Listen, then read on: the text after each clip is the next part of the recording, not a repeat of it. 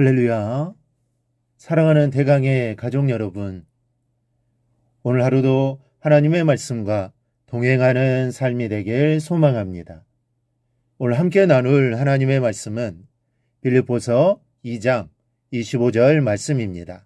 그러나 에바브로디도를 너희에게 보내는 것이 필요한 줄로 생각하노니 그는 나의 형제요 함께 수고하고 함께 군사된 자요 너희 사자로 내가 쓸 것을 돕는 자라. 아멘. 흔히 부부의 사이를 일컬어 무촌이라고 합니다. 말 그대로 이해하면 촌수가 없다라는 뜻인데, 부부를 무촌이라고 말할 때는 미묘한 뜻을 의미합니다.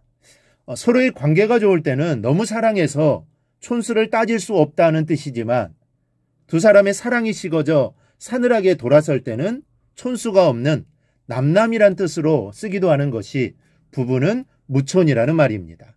그런데 저는 목회를 하면서 성도와 성도 간의 사이가 무촌이 아닌가 하는 생각을 하게 됩니다. 좋을 때는 그리스도의 피로 하나 된 형제라 부르면서 친지보다 이웃보다 더 가깝게 대합니다. 그런데 무슨 일이 있어 서로가 멀어지기 시작하면 그런 원수가 없다 할 정도로 시기하고 질투하고 서로를 미워합니다. 심지어 목회자와 성도의 사이에서도 그것을 느낄 때가 있습니다.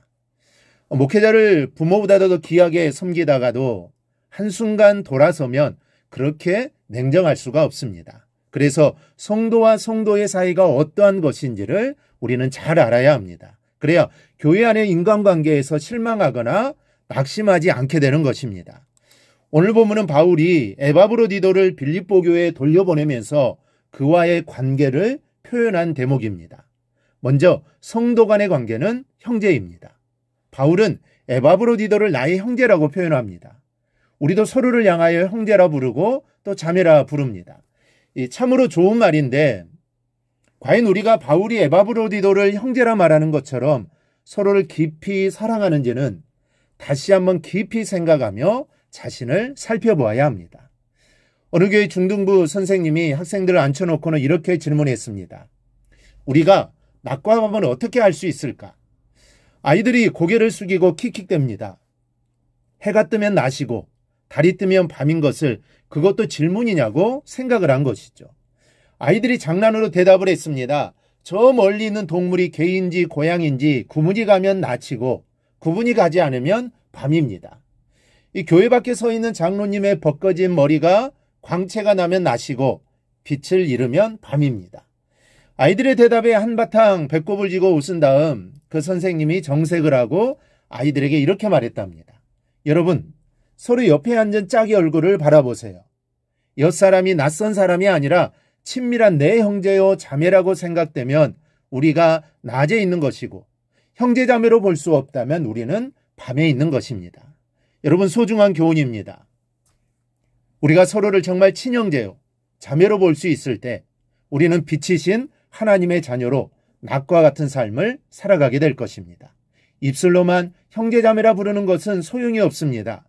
서로의 심령에 흐르고 있는 예수님의 피로 인해 서로가 서로를 따뜻하게 느낄 때 비로소 우리는 형제가 되고 자매가 될 것입니다. 또 하나, 성도 간의 관계는 함께 그리스도의 군인이 된 관계입니다. 바울은 에바브로디도를 함께 군사된 자라고 표현합니다. 군인이 된다는 것은 생명을 내어놓았다라는 것을 의미합니다.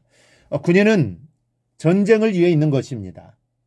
전쟁터는 이기면 살고 지면 죽는 생사를 가름하는 현장입니다. 그러므로 함께 군인이 되었다라는 것은 생사를 같이 하게 되었다는 것을 말합니다. 바울은 에바브로디도를 그렇게 생각하고 있는 것입니다.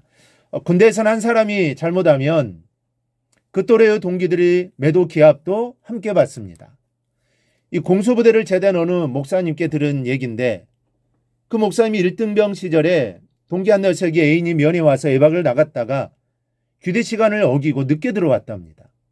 그날 밤 얼마나 고참들에게 매를 맞고 시달렸는지 그 동기 녀석이 죽이고 싶을 정도로 미웠다는 겁니다. 그리고 한 사람의 잘못에 여러 사람이 함께 당하는 것이 억울하고 부당하게 생각되어 참을 수가 없더랍니다. 그런데 혹독한 생존훈련을 받으면서 그 생각이 완전히 바뀌었답니다. 함께 매를 맞고 고생을 같이 한 동기들이 얼마나 친밀하게 느껴지는지 이상하게도 미워한 만큼 깊이 생각해 주게 되더라는 겁니다. 그 순간 이것이 바로 전우회라는 것이구나라는 생각을 하게 되었답니다. 이것이 바로 군인입니다. 생사 갈리는 순간에 내 목숨보다 전우의 목숨을 먼저 생각하고 위험한 투입에 앞장을 서는 것이 전우입니다. 바울이 말하는 함께 군사된 자라는 뜻이 이런 것입니다. 살면 같이 살고 죽으면 같이 죽는 공동 운명체적 관계가 된 것을 말합니다. 전쟁터에 나가면 나만 살게 되지는 않습니다. 처음엔 죽을까봐 겁이 나다가도 전우가 피 흘리며 쓰러지는 것을 보는 순간 눈에 불을 뿜고 전우를 살리기 위해 죽기까지 싸우게 됩니다. 이것이 함께 군사된 자의 의미인 것입니다. 여러분, 우리 교회 성도들 사이는 몇 천이나 됩니까? 혹시 무천의 관계는 아닙니까? 바울은 성도의 관계를 피를 나눈 형제요, 생사를 같이 하는 군인으로 표현했습니다. 그러므로 작은 이익 때문에 이 소중한 관계를 저버리는 어리석은 성도가 되지 않기를 바랍니다. 조그마한 섭섭함 때문에 이 소중한 관계를 저버리는 어리석은 성도가 되지 않기를 바랍니다. 이 세상에서도 함께하고 하늘나라에서도 영원히 함께할 관계입니다. 우리는 서로에게 영원한 시간 속에서 형제로 살아갈 소중한 사람입니다. 내 옆에 성도가 바로 그런 성도입니다. 이 사실 우리 모두 잊지 말고 하나님의 사랑 안에서 서로를 사랑하며 그 사랑을 서로 나누며 살아가는 성도들이 되기를 주님의 이름으로 축원합니다. 오늘 묵상한 말씀을 굳게 잡고 삶으로 실천하며 살아내는 대강의 모든 성도들이 되기를 축복합니다.